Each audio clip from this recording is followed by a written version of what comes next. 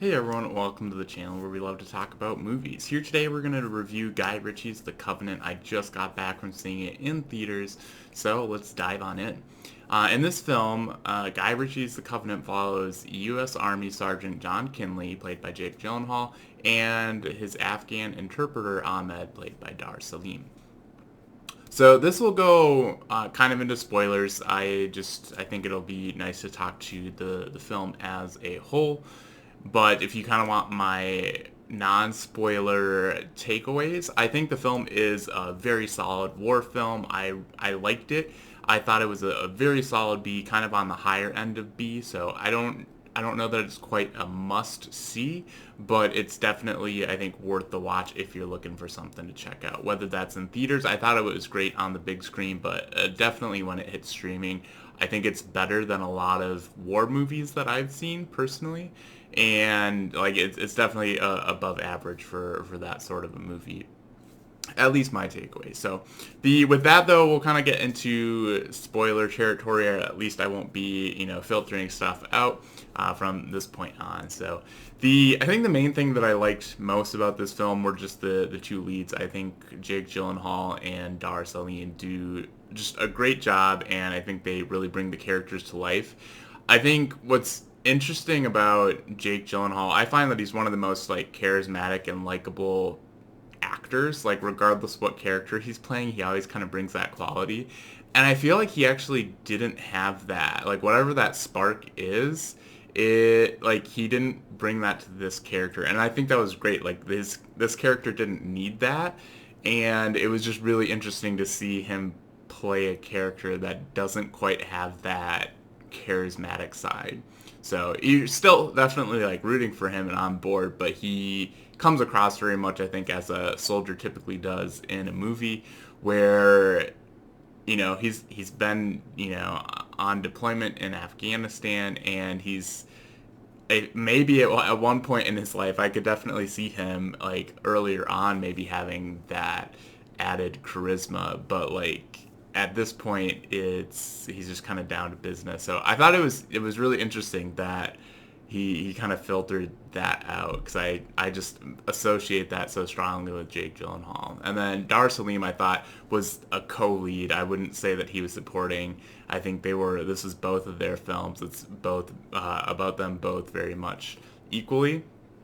And I thought that it was great seeing kind of both sides of the story there, and kind of what his character brought to the story. Like that was we've seen it before. Oh, an American soldier gets injured, you got to bring him home. But like what makes this movie unique is the fact that you have Ahmed, and he's not an American. He wants to come to America. He wants to get his visa, so he's helping the Americans, but it's a process, and getting him out is a completely different objective. Like there isn't any sort of priority there once John is gotten out of Afghanistan. So I thought it was a very good movie, as far as, for me anyway, reflecting on kind of the consequences and the cost of war.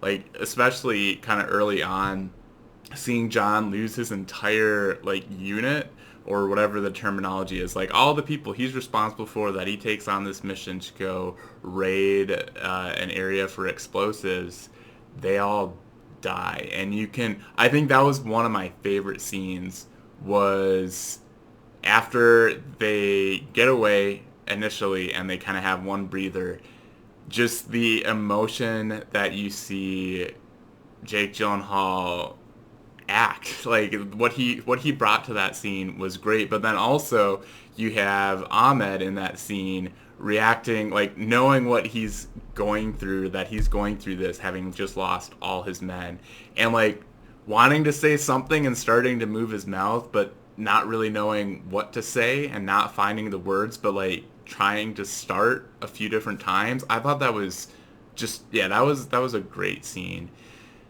That I think was one of the best scenes in the film, and it really does. You're like, yeah, they lost their whole troop. Like, sure, the Taliban, they did get more people in the Taliban than they lost, but that's I don't know. It's you're still left wondering at the end of the day, like, what was all that for some explosives? Okay, that's yeah, it's a lot. So I think it's the film doesn't come across as like preachy necessarily. I just found it to be a good source of just contemplation, I would say, on that front. But I think it's a really good examination of the bond that forms between two people. In this case, it's John and Ahmed, and like going through something like that is not something that you can just set aside, as John says in the film. So I think that we've seen before, but I think it's still well done in this film. I thought the cinematography was really good. There was a lot of, I think, single takes. There's a couple instances of like some shaky cam, but I thought it was a good mixture and just worked together very well throughout the film. I thought the soundtrack was great. It's by Christopher Benstead, I believe, and he did. I was pretty sure listening to him, like, this sounds very much like the Wrath of Man soundtrack, which I also liked, and it's got a lot of kind of lower strings and that sort of a thing, which just gives it a very ominous sort of feel, and it perfectly fit the film. So similar to how it does for Wrath of Man. So I really liked the soundtrack.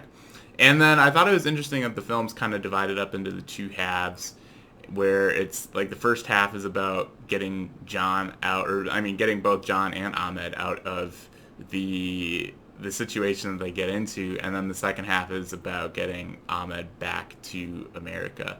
And I think the movie you could have made the movie and just ended with getting John out, but I think it was really crucial to the story that was being told to shine a light on the fact that there's more to it than just the American soldier.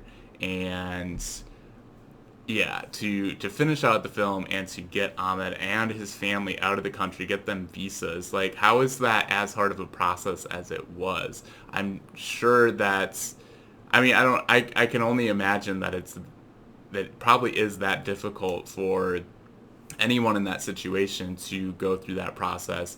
And it really takes like having the right connections. It took knowing John, but even John couldn't do it by himself. He had to pull strings with other people further up, and it's a little crazy that the process is that difficult for people who just want a better life and have actually helped out and done their part of the deal, so to speak, to get a visa to come to the United States. So that was hard to watch how difficult that was. But yeah, and then lastly, it was nice to see Anthony Starr pop up. I know him from The Boys. He plays Homelander in that. It was interesting seeing him just play kind of a normal character who's not just psycho, crazy, evil, but and a total narcissist. But yeah, I liked him. He wasn't in it as much as I kind of thought he would be, given that, well, I knew he was in it going into it, but then I kind of forgot, and then he popped up and I'm like, oh yeah, that's right, he's in it.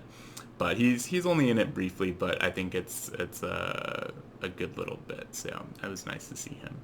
But yeah, overall, I did enjoy this movie. The more I talk about it, like, I can't really think of any negatives. Maybe it felt like a little long, but I don't know, it was good. I didn't really ever feel bored. I think it's just a fairly dense film.